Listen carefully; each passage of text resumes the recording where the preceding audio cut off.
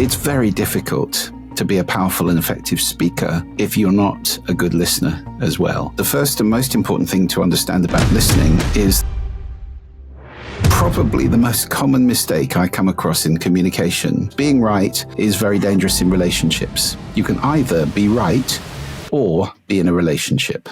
That's Julian Treasure. With 37 million views, his TED Talk is the second most viewed TED Talk of all time on YouTube. Communication is at the heart of everything that we do. As someone who has struggled with their communication for years, I know firsthand the frustration of having good ideas but not being able to translate this into words. So in this episode, you will learn the 7 deadly sins of communication, how to improve your communication skills through the HAIL method, and the 3 stages of active listening. Julian Treasure, if you want to be a great communicator, do you need to be an extrovert? Absolutely not. No way. That's a fairly extreme term. I mean, if you've seen Susan Cain's excellent TED Talk or read her wonderful book, Quiet, she makes the point that nobody's really, or very few people are at the poles of this: real introverts, real extroverts. We all have tendencies. We're a bit of a mix, but people are more towards one end or the other. And there have been many great communicators who have not been loud, extroverted people. And in fact, it's very interesting that, I get to meet quite a lot of people when I'm doing talks around the world on stages in front of thousands of people. I talk to the other speakers. I would say the vast majority of the people who do these talks are, like me, pretty introverted, actually. Not life and soul of the party, loudest voice in the room, always projecting. And I think that's no coincidence, because in order to be a great speaker, you need to be a great listener. I mean, the heart of my work is that those two things are so connected in a circular relationship. So the way I speak affects the way you listen affects the way I speak. And it's very difficult to be a powerful and effective speaker if you're not a good listener as well. Because, that's like, the typical case of that would be a salesperson who really irritates the hell out of you by rabbiting on about things that you don't need or you don't care about, or solving problems you don't have. The great salesperson is the great listener, and will say to you the most important part of the sales conversation is the listening, not the speaking. Because by listening, you understand the other person's aspirations, problems, motivations, intentions, and you can then speak very accurately. I call this speaking into a listening, and we can talk about that more in a moment. But people who are good at that are very, very powerful speakers. And very often those people are the introverts, because extroverts do tend to speak more, to send more than they receive, perhaps. And if the weight is that way, there's a danger that you're going to be sending inappropriate content or in an inappropriate way to the people that you're sending to. So speaking into a listening, what do you mean by that? It's interesting, this, because, I talk about this in my course, in my book, and I explain it at length, and still I get people saying, what I don't understand it. So, because it's a kind of strange phrase, isn't it? Speaking into a listening. Well, this is because the first and most important thing to understand about listening is that every human being's listening is unique. So yours is different from mine. And it's probably the most common mistake I come across in communication, to make the assumption that everyone listens like I do. They don't. Not only is every human being's listening unique, but it changes over time. Now, it's unique because we listen through a set of filters. So, hearing is a capability. It's passive. You hear what's going on around you to the best of your ability, and given whatever, quality of ears you've got or damage to your hearing. Hearing is a capability. You don't have to do anything to hear. Listening is a skill. That's different. And it involves selecting certain things to pay attention to, and then making them mean something. So my definition of listening actually is making meaning from sound. So it's a mental process, it's work, it takes, some attention. And when done consciously, it's a very powerful skill that you can learn and master. And that's a lot of my work is about that, because of course we don't teach listening in school. We don't teach speaking either in most schools, although some are getting better. And there's just been a focus in the UK at least on what they're calling oracy, which is the skill of being able to express yourself verbally. And they are talking about now putting it on the national curriculum, at least one party is, which I would welcome, but they don't mention listening at all, which is very, very sad, because it's the more important of the two skills, in my opinion. So we have this skill, listening, untaught. Everybody confuses it with hearing. They think it's just natural, which it isn't. And they think everybody does it the same way, which they don't. The filters you listen through are things that you develop through your life. You're born into a culture. That might be a family culture or a tribal or large group, clan type culture. It could be, a city or a regional culture. It could be a national culture. It could be any of those or all of them. That will color the way that you listen to other people. Then there's the language that you learn to speak. Some languages have words for some things and some don't have words for other things. And, there are emphases in languages, and that also colors your listening, how you learn to express yourself.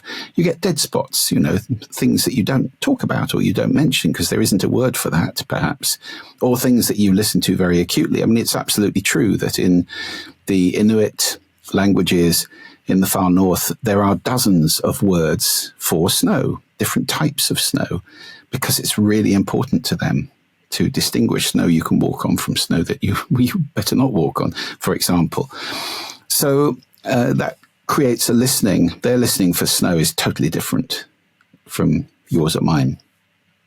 And then you have values, attitudes, and beliefs, things that you accrete along the way. You pick things up and you put other things down. They come from parents, role models, teachers, friends, whoever it might be. I mean, and I will have picked up different ones from you, Tom. So, there's a difference as well, even though we're both speaking English in English idiom.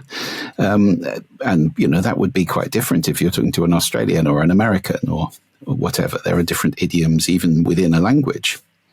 And then in any situation, we might have intentions.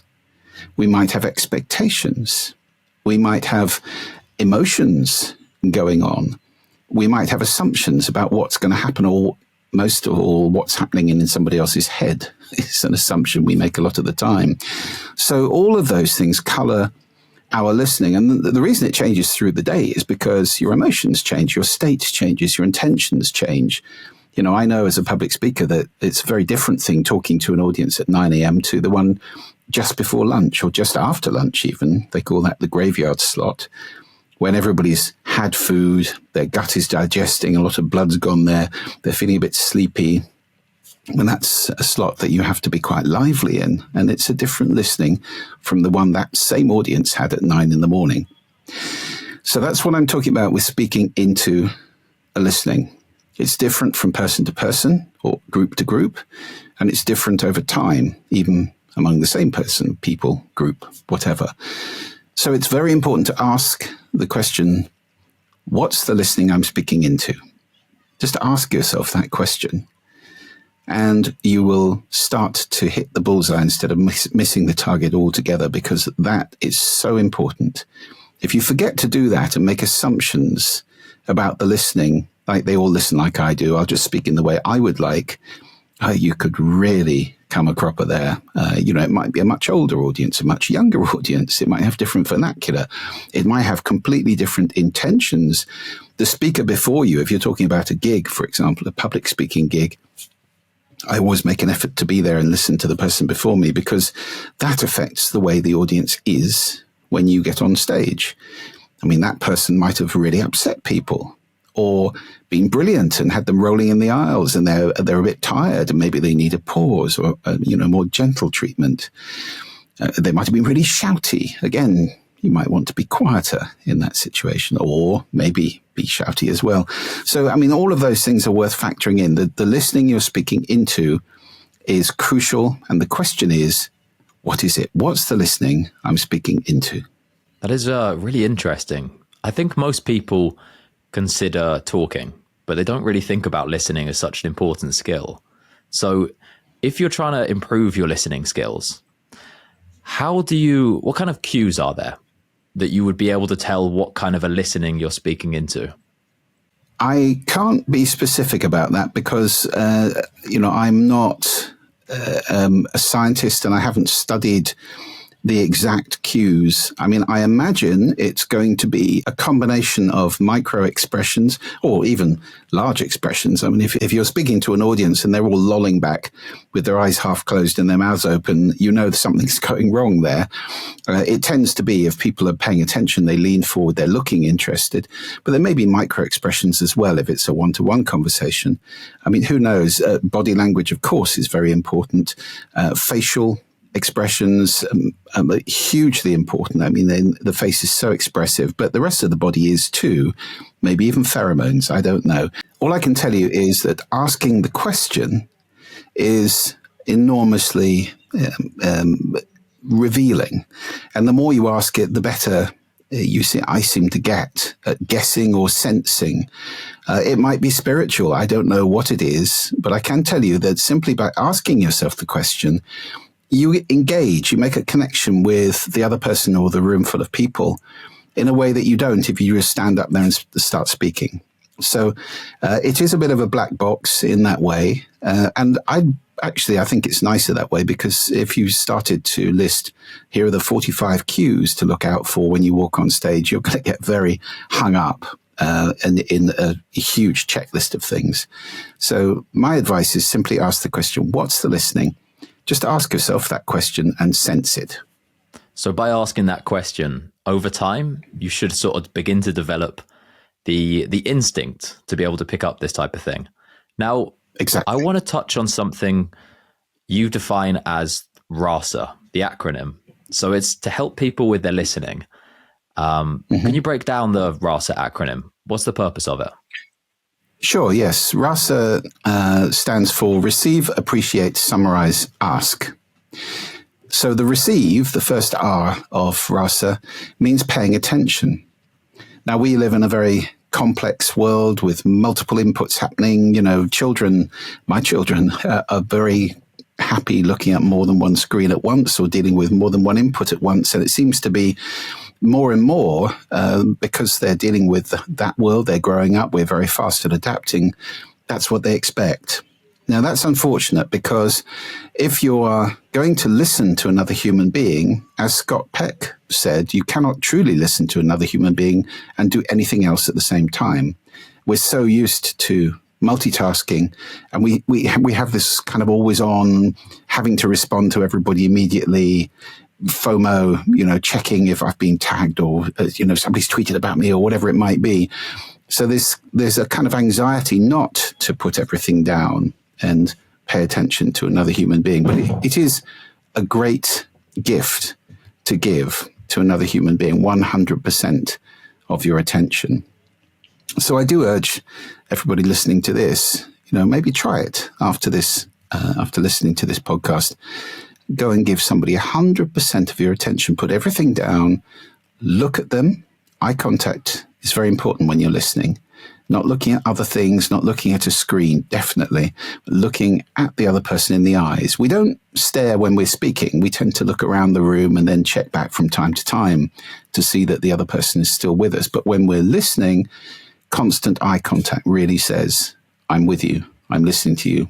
This is all I'm doing right now. So that's the R of receive, really paying attention. The A of RASA is appreciate. And that's kind of sending back something that amplifies that I'm paying attention. It's the little noises we make or gestures we make which say, I'm really with you. So, oh, really? That kind of stuff. Or little eyebrow raises, nods, smiles, head bobs, whatever it might be. That's really oiling the conversation and making sure the other person feels that you're with them all the way. The S of rasa, that's a very important little word which is hugely abused nowadays. The word is so, and it's summarize. Summarizing what's gone before so that you can move on. In the long corridor of a conversation, you can close doors behind you and lock stuff down by summarizing. And that normally starts with the word so, which means therefore. It's a logical continuation of something that's just happened. So what I've just heard you say is this. Did I understand that right? Yep.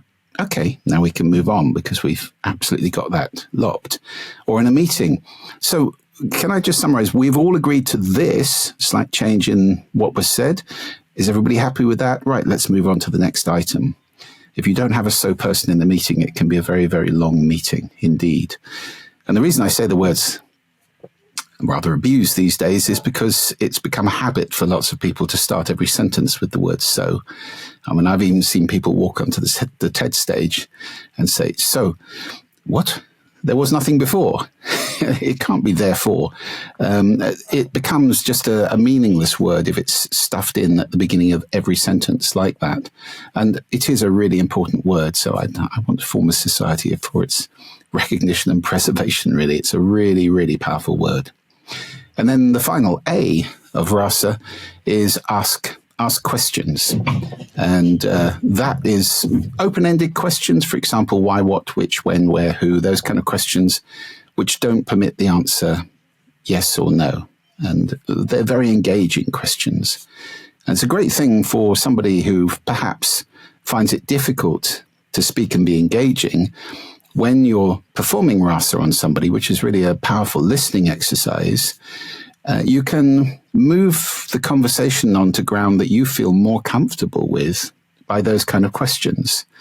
Questions like, that's really interesting, you talking about, rocket science, which I know nothing about. And the aspect I'm really interested in is how much it costs, because I'm an accountant. I do know something about that. And then I'm in more familiar territory, perhaps. So that's a great way of, asking somebody to speak about something that you're more familiar with within the bigger topic that they're talking about. So that's rasa. It's proved to be very successful. Lots of people have told me that they found it to be enormously powerful in developing better conversations and particularly better listening. You also touch on 3 stages of active listening: reflection, validation, and contribution. Can you break this down for us as well? Very important, those 3 stages. Reflection is often used in the caring professions and in teaching and parenting. It can be very useful. And it goes, what I heard you say is ... And then you repeat exactly what the person said. So the skill in that game is not to color it or, helpfully to suggest what you think they really tried to say but didn't quite manage because they're not as articulate as you are. It's not a rephrasing like that. It's the actual words. What I heard you say is this. Did I get you? Is that right? Yes. Okay, that's a reflection. And that leaves the person feeling heard, which is extremely important. Then we have validation. The validation is about understanding why they would say that. So you don't have to agree. There's a great quote that Barack Obama said in his acceptance speech: I will listen to you, especially when we disagree. There's not that many people into that now, unfortunately. The internet is causing us more and more to seek affirmation, agreement with what we think, with our opinions. We don't go off and seek diverse opinions or people who disagree with us. So, there you are. I knew I was right. Thousands of people agree with me. Well, yeah, but there are millions who don't, but you're not listening to them. So we tend to get more and more siloed, and that's behind a lot of the sort of very left field conspiracy theories and very extreme views that you see being now promoted on the internet, which is extremely unfortunate, because I think it's extremely important to listen to people you disagree with and practice this skill of validation. I hear what you say. I totally disagree with you, but I do understand why you would think that. It makes sense to me that you would believe that, given your background or given your experience or whatever it might be, not in a patronizing way, actually validating the person and saying it makes sense. You know, there's a huge misconception in the world that it's all a zero-sum game. If I'm right, you're wrong. That's not the case. It so often can be the case that we're both right in our different worlds. Your experience has been different from mine. You're right to think what you're thinking. I can understand it completely makes sense that you would believe that. I believe something different because my experience has been different. Now, it may be that one person's experience is more useful and the other person needs to learn that and change their view, in which case you come to the third part of the process, which is synthesis, where having reflected without judgment, validated without judgment, it's possible for us now to say, oh, all right, well, we have these two different views. Is there something we can learn from each other? Is there something that is possible out of this? And particularly if you're talking about a negotiation of some kind, then being with the other person and validating them is an extremely important part of having a fruitful negotiation that maybe moves their position, as any hostage negotiator will tell you. Invalidating the person, judging them, that's never going to work. I heard someone say once that every single person out there knows at least one thing that you don't know, and they could teach it to you and it be incredibly useful. And you should kind of approach conversations, even if you look at the person and go, well, I don't agree with your views. You look at them and you should still try and look at them and think, there is still something that I can learn from you.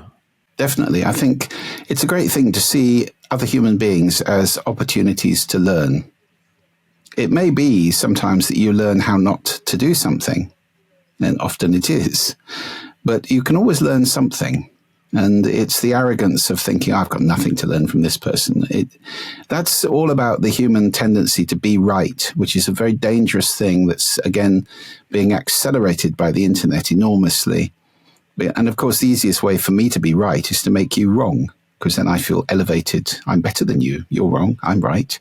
And that makes me feel better about myself, which is, that's the driving factor. It's something to watch out for, because being right is very dangerous in relationships. And the American author and counselor Harville Hendricks said a great thing. He said, you can either be right or be in a relationship.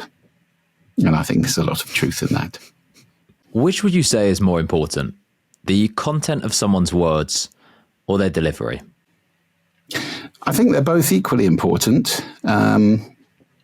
If I had to choose, I would say content by a nose, because if somebody is delivering really important content in a boring way, you'll kind of stick with them, and it's, they're doing their best. Whereas if somebody is speaking absolute nonsense but doing it brilliantly, it's just irritating, and they could be doing so much more. So they're both important, and definitely, if you ever get the chance to do a TED Talk, they will coach the heck out of you in order to give you the best chance of delivering your very important content in a powerful, meaningful, engaging way, but not to the exclusion of content. And, that's the difference, I guess, between, for example, TED and a system like Toastmasters, where I have a huge amount of time for them, and anybody who wants to learn how to speak, that's a great place to go and practice, which is much more about the delivery. It's about a performance more than the balance between content and delivery, perhaps. I mean, they're both important everywhere, but definitely at TED, the content trumps the delivery. And indeed, I've seen people who have clearly been coached externally on TED stages where it's rather mannerized, and you think, hold on, you were told to cry at that point, and it just doesn't ring true. So I think the important thing, if we go back to my 4 foundations of powerful speaking, authenticity, which is the second of them, is incredibly important. Being yourself, not pretending to be somebody else, not pretending to be an extrovert when you're an introvert, doing a great job, as many speakers do. And, again, look at Susan Cain's speech where she owns that she's terrified of speaking. She doesn't enjoy it very much. Well, she does it all the time now. And so she's had to become good at it. You can still do that without losing your authenticity. So you don't come on stage and try to be Tony Robbins or one of those people. You do it your own way. You own your authenticity and make it work for the people who are listening to you. You mentioned authenticity there as part of a 4-stage thing, and I think you're referring to the HAIL acronym that you have. Yeah. Can you explain that for us? Sure, yes. I think whether you're talking about content or delivery, these things are very important. So the H of HAIL is honesty, and that's being clear and straight in what you say and how you say it, not using huge words to impress people, not using jargon to kind of make people feel excluded and that you're cleverer than they are, or any of that kind of stuff. Getting the ball over the net is the intention. So being clear and being straight in what you say is absolutely crucial. The A is authenticity. We've just talked about that. What authenticity means is being yourself, not pretending to be somebody else. And it is possible to be, the quietest, least powerful extrovert, shouty person and still give great speeches or be a great leader. Look at Gandhi, for example. I mean, he was the ultimate introvert, but became a huge leader of many, many people in a passive way, in a quiet way, perhaps, and in a listening way, very much. So authenticity. The I is integrity, and that's being your word. That's if you say it, you do it. If you promise it, it happens. If you don't do that, if you let people down constantly, then your words have no weight or meaning at all. People just ignore what you say because they know it's never going to happen. And the L, which is perhaps the surprising one, that's love, by which I do not mean romantic love. I mean, the kind of agape type of love, which is well-wishing, wishing people well, wanting the best for other people. So it's loving kindness in the Buddhist world. And what that means if you're speaking to somebody else is that you remember it's not about you. It's the most important one thing to remember if you're a public speaker. Because when you see people who come on stage and it's all about them, you just think, really? All you're wanting is affirmation or applause or praise or ego food. Whereas if you walk on stage and you're conscious that you're about to give a gift to an audience, they're listening because you've asked yourself, you're going to do it in the nicest way that they can receive. And the gift is that you're going to move them from where they are right now to where they're going to be in 10, 20 minutes, 40 minutes, however long it is. This is whether it's one person or 1,000. That's your gift. It had better be something that does do that. Otherwise, why are you standing there? Then it's wonderful because you walk on stage about to give people a present, and that's lovely. So it's not about you. It's about the gift you're giving to the people and about where you can take them during that time that you're speaking. These are such powerful things to try to work on. And one thing I also want to touch on relates to storytelling. So going back there, you said that the content of someone's words is probably slightly more important than the delivery. And I know something you talk about a lot is storytelling as a way of improving the content. Can you touch on, firstly, the importance of storytelling, and secondly, how we can get better at telling stories? Well, there's no better way to move people from where they are to a different place than by telling them a story. We all love stories. It's primal. For thousands and thousands, tens of thousands, possibly hundreds of thousands of years, we've sat around campfires and somebody's related the story of the great hunt they've just done or whatever it might be, the battle. Stories have been part of being a human being and relating to other human beings for as long as we've been able to talk, probably, which is maybe a couple of 100,000 years, give or take. Incidentally, writing was only invented about 5,000 years ago.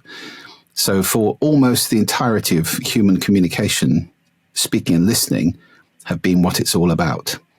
And that's why I fight very hard to get these incredibly important primal skills reinstated, because we teach reading and writing in school, but not speaking and listening. It's absolutely bonkers. So, storytelling. You can tell a story that's got a point. It may be a story that's illustrating an important idea that you're trying to get across. It could be a story drawn from your own life, and that's very powerful. I mean, I told a little story in my TED Talk about speaking, where I was talking about the deadly sin of negativity. And I told a little story, it was absolutely true, about my mother who became terribly negative at the end of her life. And I took a paper into her in hospital and I said, oh, look, it's October the 1st. And she said, I know, isn't it awful? And, just think, well, if October the 1st is awful, what is going on? Negativity is very draining to be around when somebody's that deep in it and everything is awful. So that was a true story, and it only took a few seconds, but it kind of connects people with you. A great example of this, of course, is the #1 TED Talk of all time, Ken Robinson's wonderful talk about how we educate creativity out of children. And he tells a tiny story in that talk, which actually summarizes the whole talk. If you remember, it's a story about a little girl sitting in a class who didn't say very much, and they had a drawing assignment, and the teacher went round and said, what are you drawing? And the girl said, I'm drawing a picture of God. And the teacher said, but nobody knows what God looks like. And the little girl said, they will in a minute. Well, that is so brilliant at illustrating the natural, fearless creativity and confidence that children have before we batter it out of them by saying, you can't do that. I'm sure the teacher then said, oh, no, no, and corrected that wonderful, exuberant, positive attitude the child had. So, and that child incidentally didn't do well at school. And he tells the further story, went on to be a prima ballerina because her thing was dance. That's how she expressed herself, and she was creative and so forth. So, telling stories can be enormously potent. You can make it fit the classic storyline where you have a hero, you have a challenge, you have, helps, aids, you have helpers, different people they meet along the way, you have villains, and you overcome all at the end. Well, if you take that and map it onto anything, you can create a lovely story about a company or about a relationship or about whatever it is that you're trying to put across.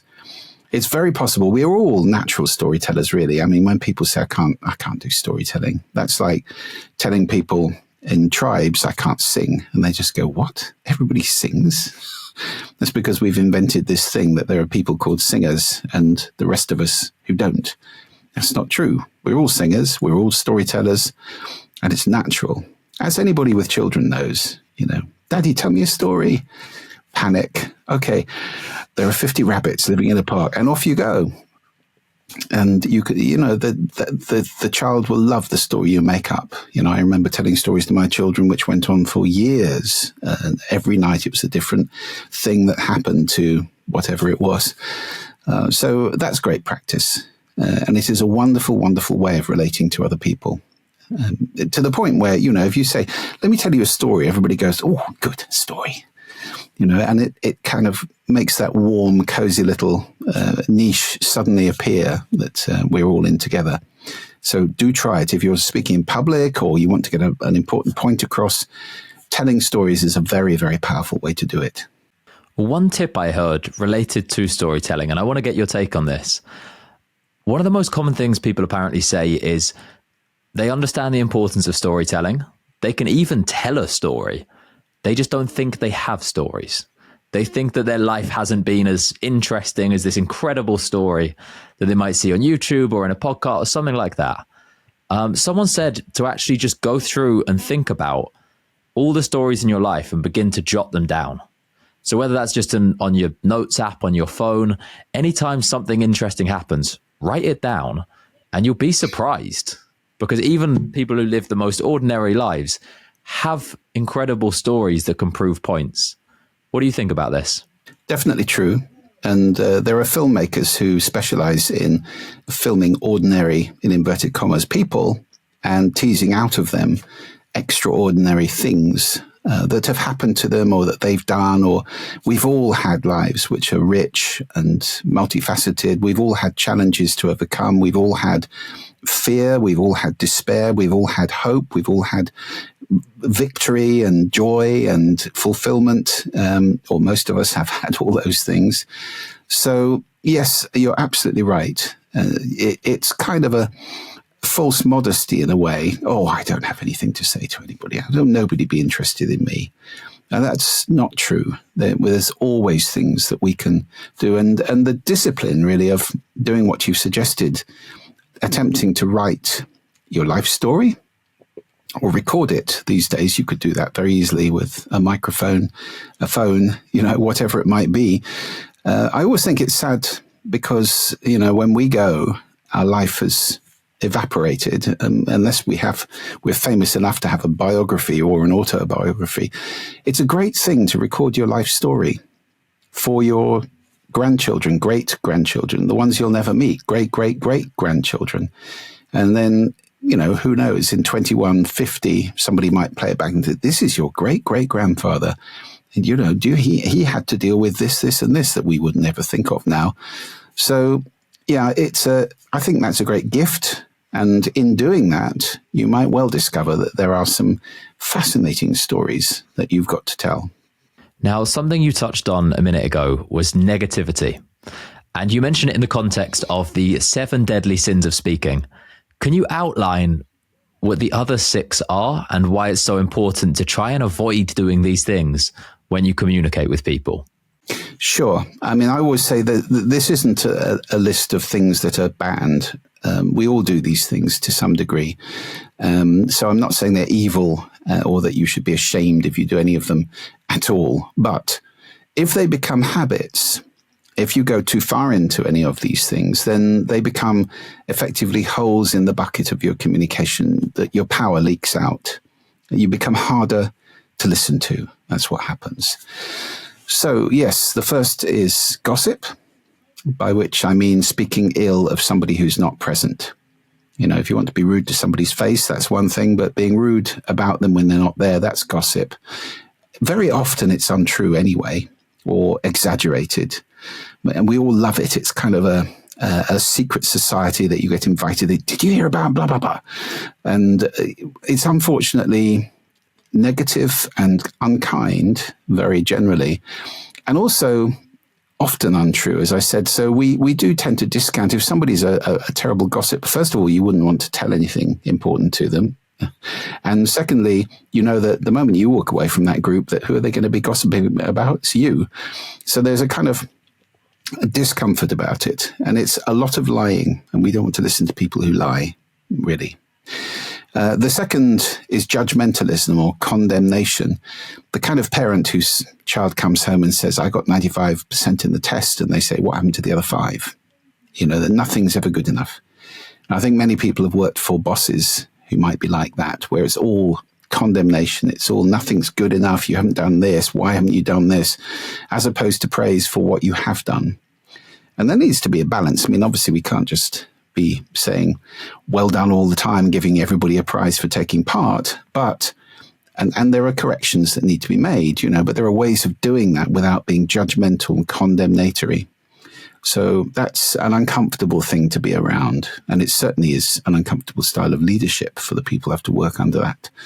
Then we have negativity, which we just talked about, where the life view is that everything's miserable. And if you want to check on your own negativity quotient, just try to become aware of the number of times you use the words no or don't or can't, no and not in any forms. Those are the negative words. And there are generally ways of putting something, don't do that. Well, how about saying, try and do this next time? You don't need necessarily to go to the dark side of this and be negative all the time. And it is painful, again, to be around somebody who's telling you off the whole time. Don't. Then we've got, as well as negativity, and next door to that is complaining, which is kind of our national pastime in the UK. We love to have a moan about things. Now, complaining is very powerful if you can do something about something. So if you're in a restaurant and the food is bad, send it back, complain. Absolutely. You're paying for it. You've got a right to expect it to be good. But complaining about the weather, the sport, whatever it is that you can't do anything about, that's just viral misery. It doesn't make anybody happy. It doesn't achieve anything. It puts you into this. I think it's boring, actually. And if that's what you do when you're around other people, complain all the time, it's just, oh dear, it's wearying. And again, you lose power. Then we have exaggeration, which is very, very common. There you are, I just did it. Very, very common. There's this kind of hyperbole in the way we speak these days. Once upon a time, it was okay to be excited. Now you have to be super excited, don't you? And maybe in a few years, you'll have to be super duper excited or hyper excited or something. It's a kind of language inflation that goes on. And so I'll give you a challenge to anybody listening to this. For the rest of today, try saying exactly what you mean. It's very tough. Without hyperbole, without the exaggerations, without the making everything bigger, and also paying attention to the words you use. I mean, once upon a time, fantastic meant from fantasy, it was so extraordinary, it was from a fantasy, or extraordinary meant it was extraordinary, or awesome. I mean, that's one the Americans have completely trashed, unfortunately, a word that meant in fear and awe. Being awestruck is it's a major emotion. Well, you apply that to a pizza. How's your pizza? Awesome. Really? You're in fear and wonder of the... So that word has kind of disappeared. And that's what we're doing. We're losing words, or we're losing the subtleties of words, where all those words like fantastic, amazing, they just mean good. And we've lost the kind of ability to use them in other ways. So saying exactly what you mean is a very big challenge. Then we've got excuses, which is, it wasn't my fault. And making excuses, it's a very tempting thing to do because we don't like being wrong. And it's to do with that thing of having to be right all the time. But it is so much more powerful to say, I am sorry. I did do that. I made a mistake. And this is what I'm going to do to make sure that never happens again. So put something in place. It's an apology. It's amends. I broke that thing. I'll get you a new one. And in future, I'll be much more careful handling your china ornaments or whatever it might be. So there's a 3-stage to it. Sorry, amends, and a system to make sure it doesn't repeat. Then you learn something. You grow. And we grow often by making mistakes and making apologies. And the other side of that, of course, is being able to forgive people who apologize to you and not hold on to a resentment, which makes life quite difficult. So excuses don't work. There's that great scene in the Blues Brothers where John Belushi is explaining why he didn't turn up to Carrie Fisher's wedding with him. And his excuses get more, I think he ends up with locusts was the last one. So the excuses can get more and more flowery and ridiculous if we continue to do this. And if it's never your fault, you're not going to learn much in life. It's always somebody else, blame throwing. Left, right, and center, being always the victim and never the perpetrator. You don't have much power and you don't learn much. So that's excuses. And finally, I think that's all of them. Finally, we have dogmatism, my way or the highway, which is confusing opinions with facts. They're very different things. And thumping the table about your opinion being right and others being wrong. And again, we're back into that right-wrong thing. And it creates a great deal of argument and indeed violence and conflict in the world. And most wars are caused by this particular thing of dogmatism, of being right, of having a view which may just be an opinion, like, for example, President Putin's view of Ukrainian history, which is a very interesting one. It's got nothing to do with reality, and it's firmly held, and it's caused what has happened. So, again, if we are dogmatic, if we're not listening to challenge around us, we are not great leaders. And that is what happens if you surround yourself with a small bunch of people who just agree with you the whole time. You can get more and more entrenched in dogmatic opinion. and more out of touch with reality, which is never helpful, certainly as a leader. So there you are, 7 deadly sins, which can play out in devastating ways in relationships, in life, in politics, and indeed in human society. And it's a question of becoming conscious of them. Just being conscious, so little alarm bells ring if you're heading off in that direction a little bit more than you perhaps need to. We all indulge a little bit in these things, but if they become serious habits, they can be really destructive. Julian, I appreciate you sharing your time and knowledge with us today. If people want to learn more about your work, where would you direct them to? I'd be delighted to see anybody at juliantreasure.com, and I'm now publishing a Substack newsletter also, which is juliantreasure.substack, I think, or substack.juliantreasure. One of those, if you just search on Substack and Julian Treasure. There's a link to it on my website too. And the books, Sound Business and How to Be Heard, are on the usual places. And there's stuff about my course and my coaching and consultancy and all that sort of stuff on my website. So please do stop by. I'd be delighted to hear from you. Thanks so much, Tom.